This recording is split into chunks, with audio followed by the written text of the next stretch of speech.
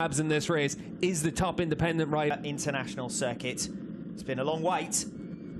It's going to be worth our while. Looking forward to one Pirelli Indonesian round in driving rain. They're underway. Good start from Andrea Locatelli. Good start as well from Garrett Gerloff. Progress from way back down the order. Ray recovering as they come in towards turn number 1. Bassani and Tati Mercado with a great start. Mercado is up ahead of the BMW boys as Bassani comes firing through on Locatelli. Demonstrates what a struggle it's been so far for Garrett Gerloff. Scott Redding eyeing up a move here on Toprak Razagatlioglu. Bassani thinking about a move on the riders ahead of him. He's going as they come in towards turn 11. Razagatlioglu hanging on, but by the skin of his teeth. Yeah, the run down into 10-4. Feeling pretty confident out there, willing to get himself to the front of the field. Obviously, if you're at the front of the field, you don't have to deal with any of this. The top 4 from race 1 earlier on today are doing battle again at the head of the field in race 2. Ray comes through. Razagatlioglu, Redding, Bassani is your new order. Talked all day about Tati Mercado being a wet weather specialist. A bit of a gap behind the number 36 as Razagatlioglu fires through at the start of lap 2. Ray will immediately. Well, coming from the back row of the grid into the top 10,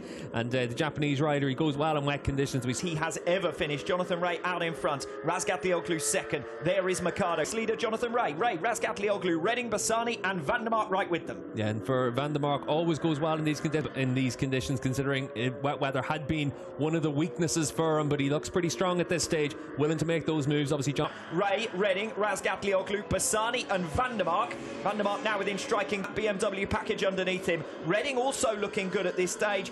Got right onto the tail of Jonathan Rea. Couldn't so slightly. So Van der Mark, he needs to make that move on Bassani quickly. Tati Mercado broadly going with the group. A second the gap in front of him though, 2.5 seconds the tail, and any time someone runs slightly off the line or makes a slight error or is slightly tentative, they're going to be swallowed up by the pack here. Scott that having a little bit more size can really help Scott Redding, and certainly he's got that little bit more leverage of being one of the tallest riders on the grid. Still just outside of Scott Redding on the exit of turn 9, so Ray desperate to lead from the front. He will be the first to encounter our top world-class action.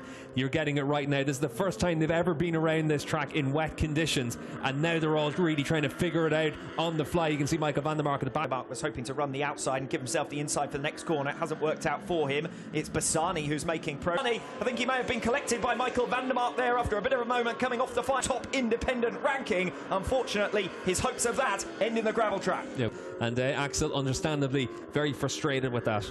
Well, Garrett Bassani was looking good. He gets moved out of the way by Razagatlioglu, and here's going to be the moment for him coming off the final turn. And he does get collected. Entry and Van der Mark lifts into the path perhaps of, and that one was less contentious. Axel Bassani's collision there with Michael Van der Mark after already being unsound, but Redding responding quite nicely. Meanwhile, Michael Van der Mark getting through on Razagatlioglu. That's for third. Former teammates Van der Mark and Toprak Razagatlioglu. You can see how much rain is coming down. You can see how much gravel was left out in the racetrack as well there. But got it done. Redding up at the front then. Ray in second. The gap now over a second to this fight for third position. Van der Mark trying to come through in attack, but can't quite get there as they make their way through the right-hander. When they come across the line, the one thing is right now 1:44.0 was Scott Redding's last lap time. A dry weather lap around here is a Van der Mark to bridge any more of that gap, because the pace at the front's really fast. Fine performance though. Might never see the light of day. Scott Redding out the front of the field. 1:43.648 in these conditions. That's astonishing. Razagatlioglu again. Attack Toprak though. We saw last time around he was a lot faster in the second half of the lap than Toprak. Jonathan Rea coming back at Scott Redding. We rejoin the race leading battle, and Rea has come through on Redding, and here goes Van der Mark on Razagatlioglu, and quietly nobody knows which way to recover that third place. I said no, everyone's got nothing to lose in this race. That's how they're approaching it as well. Good battling between. The back down the order, Tom Sykes occupies 5th position. Kota Nazane going to be a career best if he'll a 3-point margin. Locatelli at the end of this season as Van der Mark and Razagatlioglu almost come. But it is only a couple of tenths of a second between himself and Scott Redding. Yes, new personal best from Razagatlioglu last time around, but still it looks like Van der Mark manages to get that corner hooked up really well, and obviously we've seen in the dry conditions how strong Toprak is on the brake. Falls Rea or Redding or both out in front, there's not going to be any change other than these two, whether they'll finish. Matched him to 100th of a second. And sticking right with him, less than 2 tenths as they come across the line to start lap number 9.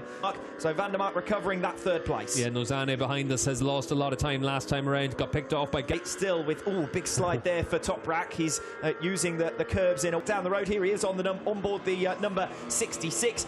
Garrett Gerloff will be the top independent rider, and Garrett Gerloff has recovered 6th place from Kota Nazane, who's consolidated 7th, but is now, as they are, that's Rinaldi gaining back the points that he trailed Andrea Locatelli by coming into this group himself, get himself back into a position to be right on the tail of Jonatan Rea. 3/10 of a second with a lap and a half lead. Other than that, it's going to be a move down the inside through this section of the track on the last lap. For the leaders, by and large, aside from that crash for Axel Bassani, as Michael Ruben Ronaldo. Jonatan Rea may have missed a gear shift there because Redding came powering past in a way that we haven't seen Ducatis do since the beginning of 29. Just try and attack him. There's clearly a lot of grip out there in the asphalt here, even in these wet conditions. So running towards turn 10, though only for the brave that Jonatan Rea might see as his best opportunity to get through on turn. Redding tries to turn. Rea is already there. The pair touch. Rea then sweeps across the path of Scott Redding coming off turn 10 to recover the lead. Yeah, Jonatan Rea able to make the move into 10. Scott, that chance, he's got good drive through there though to get right with Rea. Scott Redding did leave the door open. It was wide enough for Jonatan Rea. Haven't seen any further information about that, but focus on the lead battle. Redding through on Rea. Has he overcooked it? Yes, he has. To Toprak Razagatlioglu at the end of a run of 6 consecutive seasons, but he is demonstrating just 7 seconds back. Toprak Razagatlioglu over the line for 4th position. Tom Sykes rounds out your top 5, 11 seconds back. Garrett Gerloff with 6th position. Then it's Kota Nazane. He's over the line in the end for 12th position, but most importantly, across the line to finish off his World SBK career, but at the front of the field, his long-term rival Jonatan Rea picks up another race victory to say after it. Well, Redding tried his own luck on the final few turns, but Jonatan... Difference between us, but a podium for Scott Redding on his sign-off from Ducati, and you can see for Toprak, he'll be pretty pleased with the battle he had with Michael van der Mark all the same. Toprak Razagatlioglu wins the championship by 13 points, so nobody can say anything about one world title.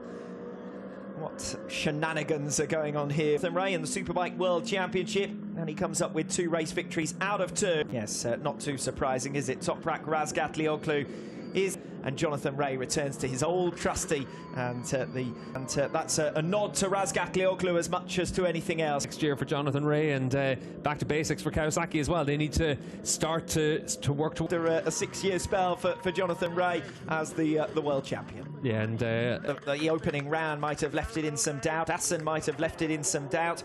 Even his crash in Portimao left some... Makes his way over towards Parc Ferme as well. I said it to you off air earlier on. If Jonatan Razagatlioglu on 13 wins, so 13 wins, and Jonatan Rea also beats Toprak for podiums because Razagatlioglu finishes down in 4th position. Great sign-off last season, but he's not forgotten by them. Thanks to a World SBK legend, and thanks from all of us, and gave him something to think about at times over his spell with that Ducati factory. Degrees, very humid, so you could understand Scott trying to just get rid of as many layers. From the rain, of course, an emotional moment for Chaz Davies, no doubt. Yeah, definitely, and for his team as well, and all the way through. Very fitting that Rea and Redding have a battle towards the end of the season. Top's been a big challenge. It is Yamaha who seal the manufacturer's world title.